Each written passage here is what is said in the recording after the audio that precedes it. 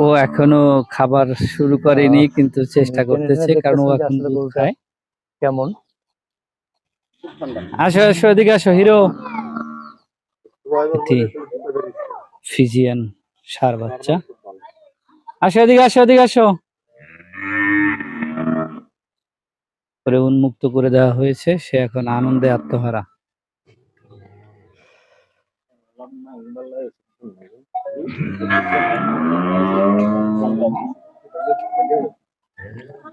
এইরকম আছে না, অনেক শক্ত।